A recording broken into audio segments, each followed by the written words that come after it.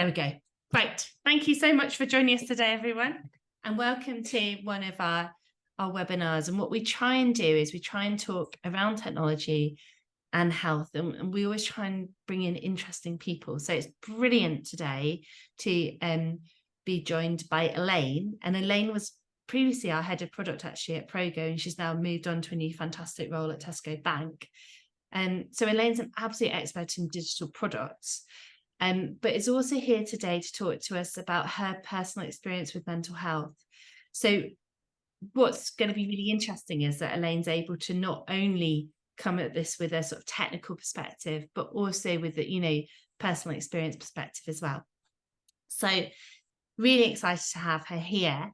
So maybe if I crack on with the questions, what I'll do is we've got 5 questions to ask, and then there will be plenty of time at the end for any of your questions. So if you've got questions, please hold on to them, and we'll give you a chance to answer those at the end. So, right, well, thank you so much for coming, Elaine. Apologies that this has started so late, so we'll crack on. I wanted to start the first question. What was your personal experience of mental health challenges, and how did this impact on your life? It's a huge question, so it's a huge question. Some examples would be brilliant. Yeah, the answer starts back in like the early 80s. I've been I've only been formally diagnosed as bipolar, with bipolar affective disorder, I should give it its proper name, in the last couple of years. But it's very clear looking back at my mental health history that this has been a factor since I was a child. I would say it started to flare up in adolescence. I found it very difficult to manage my feelings and coped by kind of shutting them down, emotional eating, generally just being a massive introvert and confiding in absolutely nobody except for my diary. So I was a really anxious, depressed child, and really a massive people pleaser. I felt like I needed to really overperform academically to compensate for how socially anxious I felt.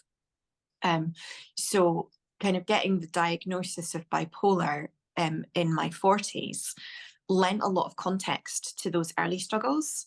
I struggled as a young adult as well. When I went off to university to try and get a degree, I absolutely collapsed. I couldn't cope with the lack of structure that was in university. I didn't have the self-motivation, the self-discipline necessary to go away and make a success of that. And as I look back on that, which I always considered to be a real personal failure of mine, I look back on that in the context of my diagnosis, and I'm like, oh my God, Elaine, of course you struggled, because you were taken out of everything you ever knew and put into a completely new environment with completely new people and a complete lack of structure, and expected to just get on with it.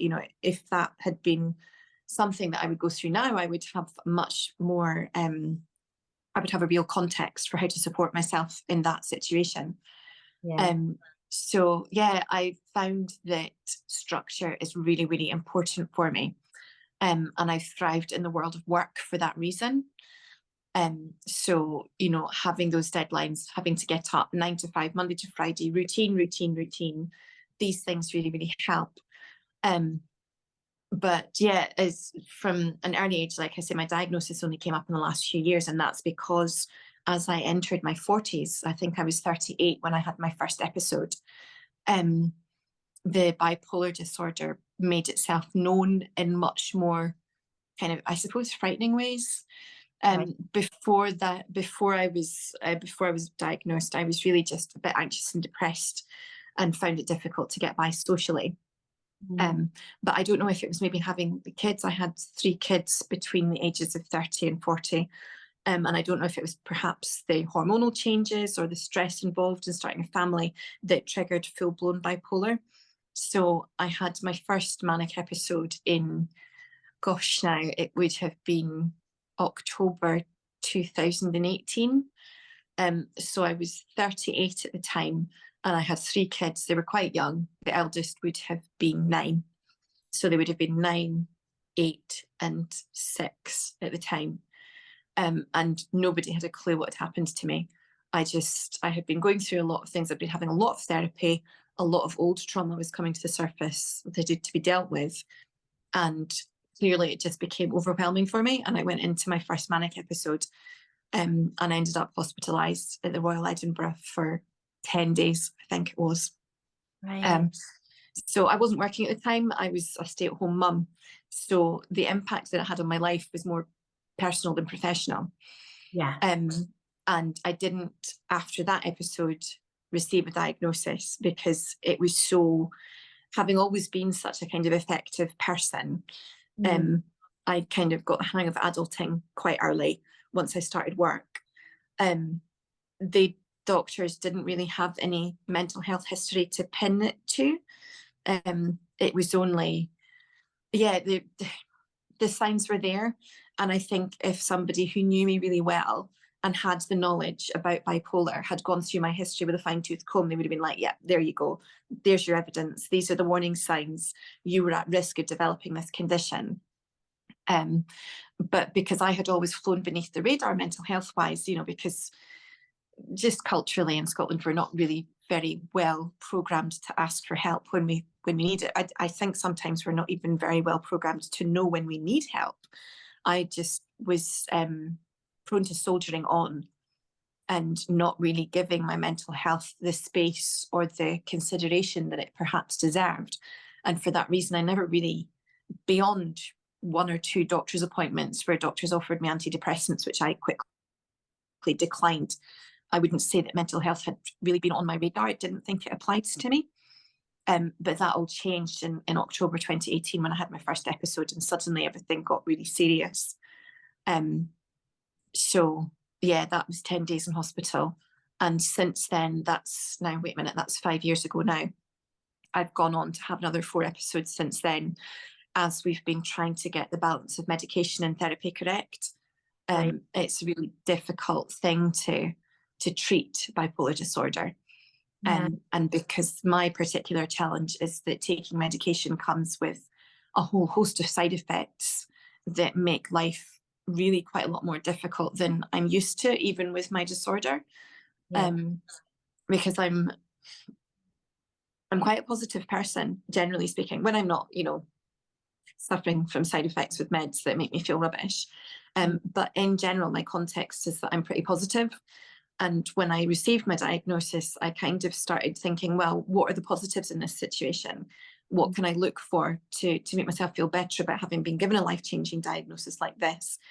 And one of the things that came up for me was like, well, when you're going into a manic episode with bipolar, you feel pretty good. You're extremely productive. I've got a real mental agility that comes with mania, hypomania. These are all really positive things. I'm very creative. These are all really positive things I value about myself that can also be traced to the bipolar in the same ways you can trace my kind of earlier anxiety and depression to the bipolar. So yeah, it's really difficult to describe one particular impact that this has had on my life, because it's systemic for me. It's part of who I am, and I've been living with it, knowingly or not, since I was a child. So yeah, it's very difficult to describe what the impact has been. I would say until the last 5 years, when it became that I was going into full-blown manic episodes, it probably was as much as a blessing as a curse, because it made me productive. It made me had that mental agility. I was able to learn things quickly and run with things and take ownership of things. It's really difficult to describe how it's affected me. I'm sorry, I'm being very garbled now. No, I think I must be running out of things to say. No, it's really, really interesting, Elaine. And there are a lot of people who have bipolar are incredibly talented, aren't they? I was just thinking of Stephen Fry.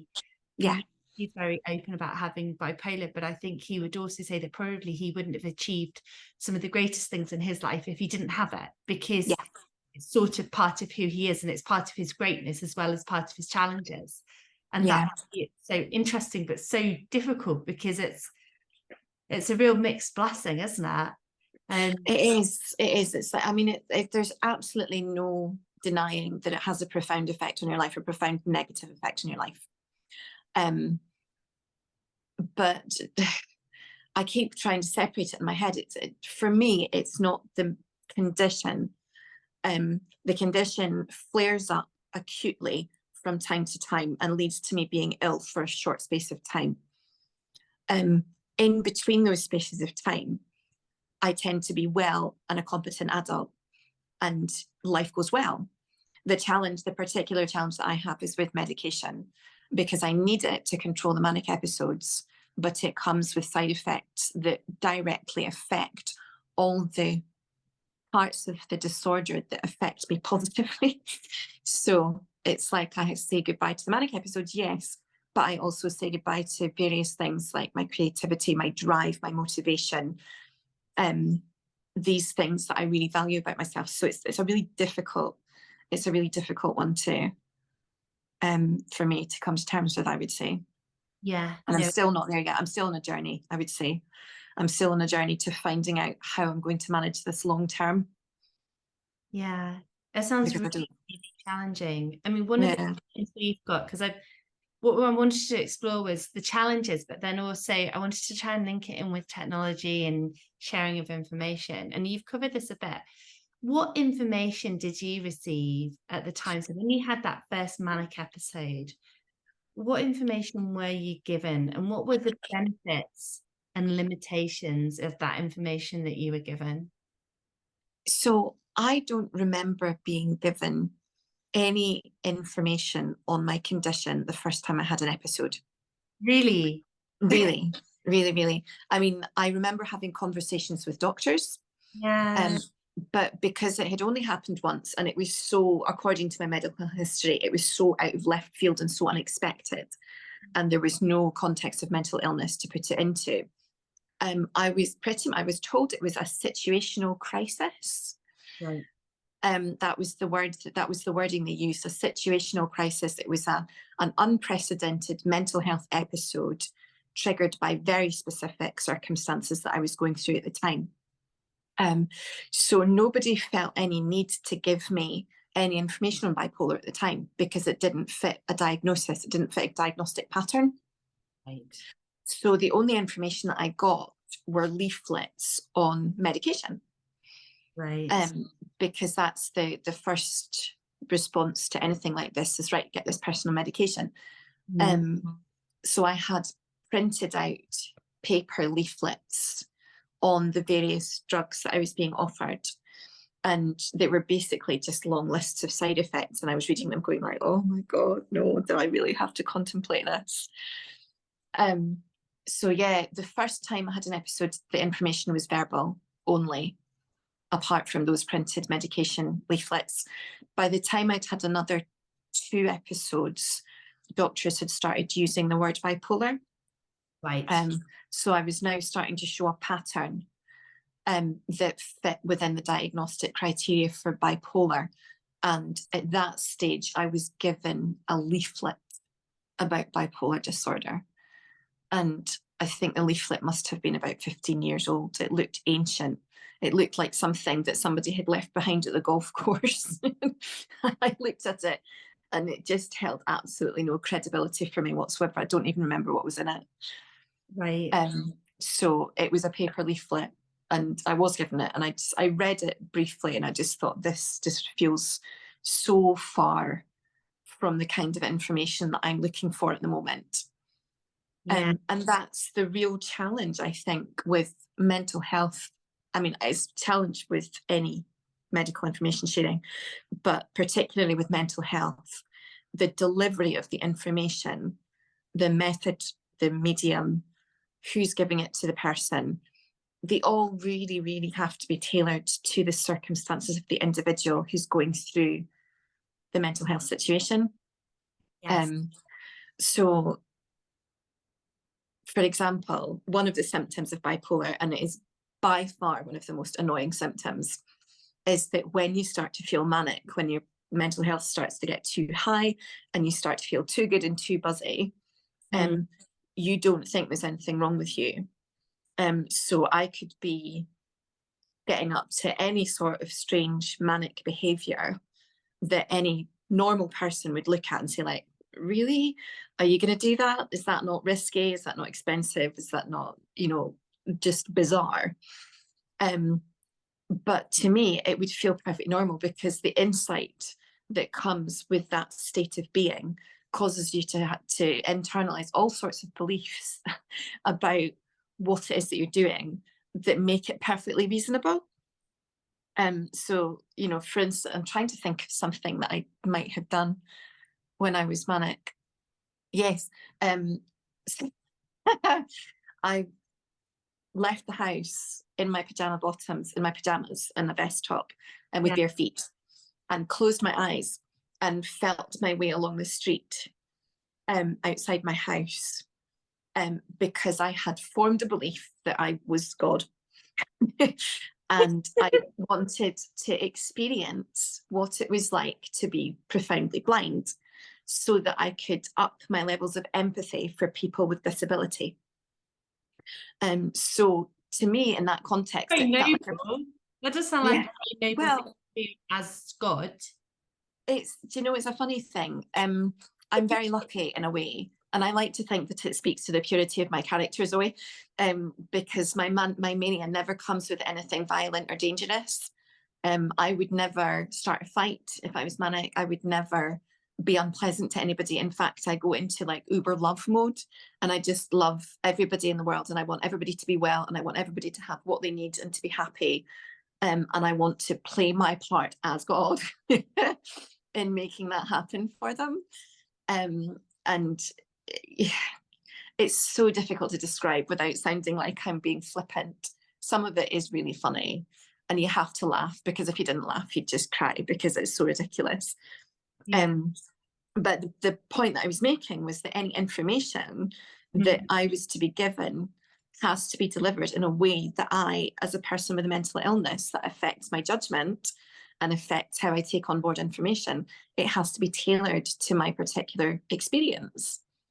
And unfortunately, that's just not something that the NHS has the capacity to do at the moment.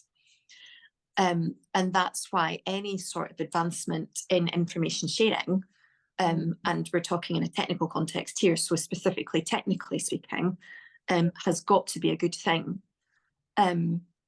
Because, it's a difficult thing to share information, important, valuable information, with people who will struggle to understand it for one reason or another. And what I can say is that, a 15-year-old leaflet that's given to somebody who's not in the position to understand or really take on board what's included in it just isn't, it's not enough. It's not enough for people with mental health challenges, I don't think. It doesn't provide any emotional support.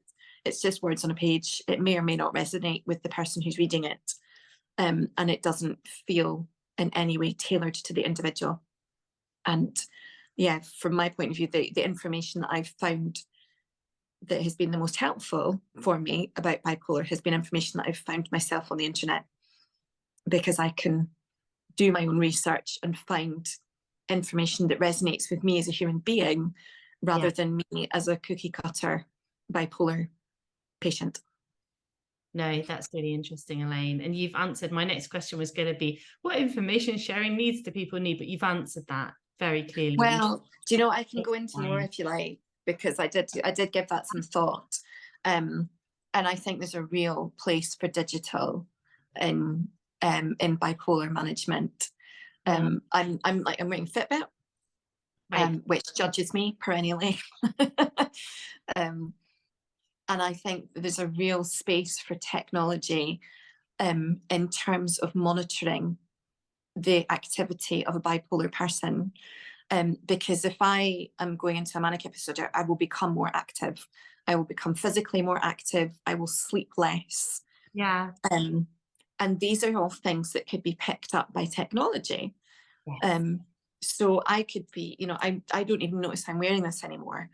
But it tracks my sleep, and I can wake up in the morning and say, like, oh, you got 14% deep sleep last night, Elaine. That's great. Well done. it would be an early warning system for me if I had a wearable device or whatever monitoring my activity, and reporting that not just to me but to my healthcare professionals as well, because the likelihood of somebody self-reporting the beginning of a manic episode is pretty low.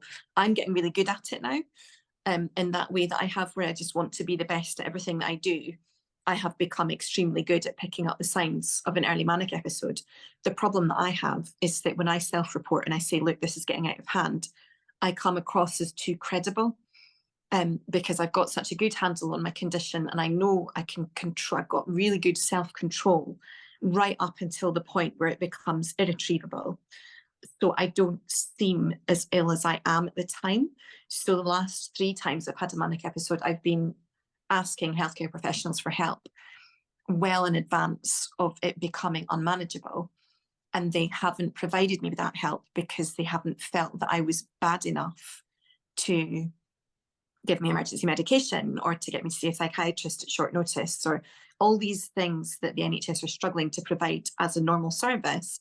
In an emergency, you've got to be really bad before they'll see you. So it is tricky. They just end up firefighting and Yeah. not end up preventing manic episodes or preventing episodes. So if I had more evidence at my disposal of, here, look at my metrics. I've been sleeping for 3 hours a night for 2 weeks. These are tangible. I've been walking 7 miles a day for the last however long, because I get really into exercise when I'm manic, which is, it feels so good when it happens, but it's so bad for you in the long term. Yeah. But if I had access to metrics that were being picked up about my behavior in the run up to an episode, I would have more evidence to say to people like, right, listen to me, I'm actually going to go off the handle very, very soon. And if we don't catch it now, we're not going to catch it. And I'm going to end up in a manic episode. And they're not, they take their toll. They're exhausting.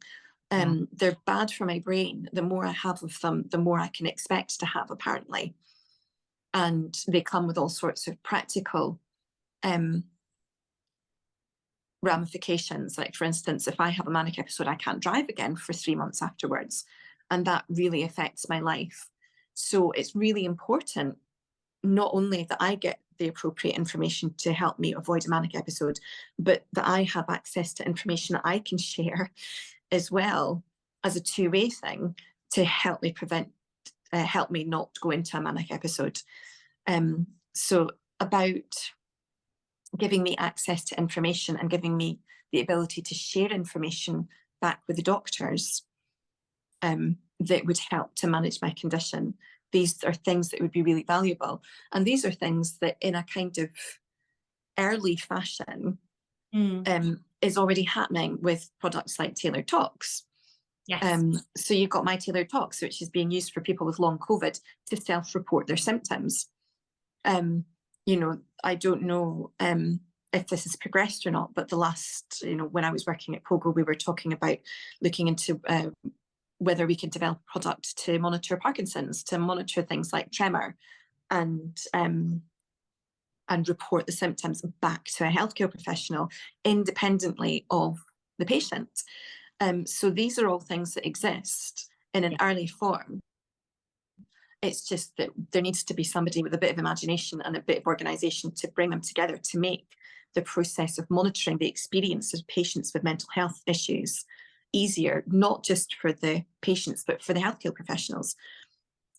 Because, if you talk to me in the early stages of a manic episode, all you're going to get is, I'm fine, life's brilliant. I'm on it. Everything's fine. I've got all my plates spinning. I feel great. I'm really active. I'm really healthy. I feel just brilliant. That's all you're going to get from me as a patient. But the medical view of that state of being is that actually this feeling brilliant is a precursor to becoming really quite ill in not very long, in quite a short space of time. So it's important that information flow between me, the more access to reliable metrics and objective information about how I am doing as an individual, the safer I am. Yeah, no, that So, makes sense. It's really interesting. Unfortunately, the Parkinson's Project didn't receive the funding. So unfortunately, that has not been progressed. And that's another one of the challenges with these things, isn't it? The fact that you need to create an awful lot of evidence to show that these things work. But yeah. I can totally see the link. And I think that's a really interesting thought with technology. So with all of that in mind, what are your hopes for the future? Oh, wow. Again, that's a huge question. So what would be your hopes for the future around communication and technology with conditions such as yours? So looking at mental health conditions, how do you, what are your hopes for how we can better support people moving forwards? It's all about taking that individualized approach, the tailored approach to me. Because one person's experience of a disorder like this will be completely different from the next person's. Yes. And I've probably had a very charmed experience of it. I think, it's been serious for 5 years. Yeah, I get it. But in terms of how I function in the world, I would say I'm pretty high functioning, which is not something that a lot of people with bipolar can get to experience. But yeah, the more individualized care, the better. Because yes, it's one disorder, but it does not affect all people in the same way. And it's only by spending that time with each individual who's experiencing the condition that you get to understand how it affects them and how we can mitigate that. Yes. And it's really difficult.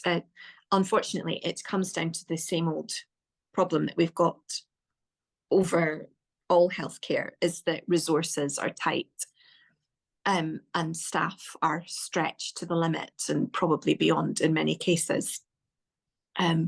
So my hopes for the future would be that there would be considerable investment in making the delivery of mental health care sustainable, make it individualized, make it personalized. And these are all things that unfortunately take time and money to achieve, which are things that we really struggle with the availability of. So there's no easy answer to it, unfortunately. I mean,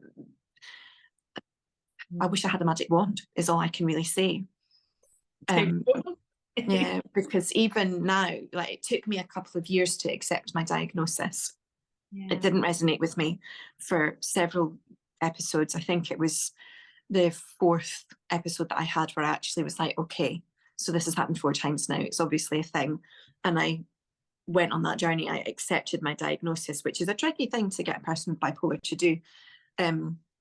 But once I did, I started educating myself and finding information.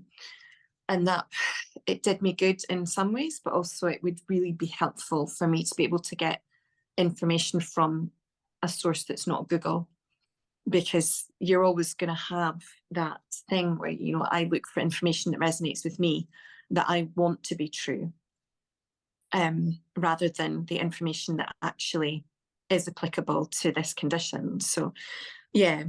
Yeah, it's tricky, isn't it, when you're doing searches on the internet? I mean, this is an awful example, but when I was a teenager, me and my sister always used to buy magazines, and we always used to, because our horoscopes were the same, so we would pick 3 horoscopes and then you just pick the best one. So it's like, right, brilliant, so I'm going to buy Cosmo because Cosmo says that I'm going to be rich and successful and amazing love life this month, so I'm going to go with that horoscope this month.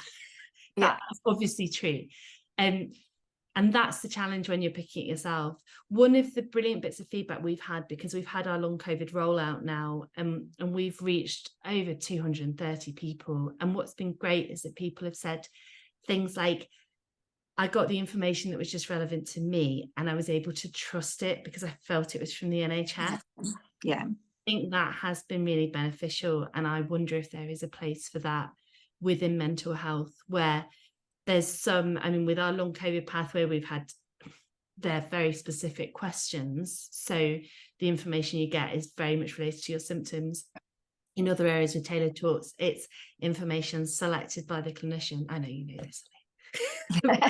Some other people don't, but the advantage with that is that as a patient or an individual living in the community with your condition, you know that that information is relevant to you, and it's safe, correct information. Because I do think one of the challenges in today's world is that we've got an absolute information overload, haven't we? And then it is trying to work out what's true and what's not true. Yeah. And apologies for people who do follow and believe in horoscopes, but I suspect they're not all true. And it's better that medical information is maybe not treated in the same way. But it's really interesting, really interesting. And then I guess from your perspective, it sounds like, you know, you are on top of your condition, and it's a case of effectively living with it, isn't it? And managing it. It is. Yeah, it is. I'm not sure I would say I'm on top of it yet. I think there's still some work to be done in terms of finding the correct treatment that will maximize my quality of life. Because at the moment, I'm definitely experiencing some issues with my quality of life that are making it difficult to do things that I would normally do, like work. Work is a struggle at the moment for me, because I find that okay, I'm going to get a bit technical at the moment. The way my medication works is that it interferes with the dopamine receptors in my brain. Right. So I can produce dopamine, which is this kind of happy hormone that's associated with drive and motivation and problem solving. But my body doesn't take it up in the same way as it used to. So that means that I have issues with drive, motivation, and problem solving. So if I come across an issue at work that I need to deal with, that a year ago, before I was on this medication, would have been a walk in the park, because I am by nature a problem solver. That's a big part of my personality. Now I have to really sit down and think it through. And there are concentration issues that come with the dopamine receptors being blocked as well. So it makes life for me a lot more difficult than I'm used to. So yeah, I mean, communication notwithstanding, I would say one of my biggest wishes for people with bipolar or other psychiatric conditions is that we can get some sort of medication that enables us to control our conditions and live a life where we're functioning optimally. Yes. Yeah.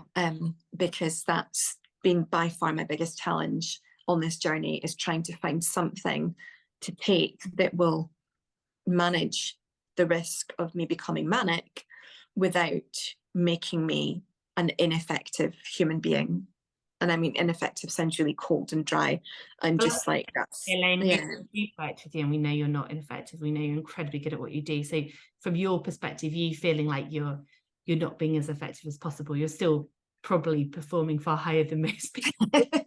It's all relative, isn't it? I mean, I'm very aware of that. Believe that's true, Zoe. I'm going to choose to believe that's true. I believe that's true, but even so, it's about giving support for everyone, isn't it? Yeah. And everyone wants to be as good as they can be, because you want to be yourself, don't you? Yeah.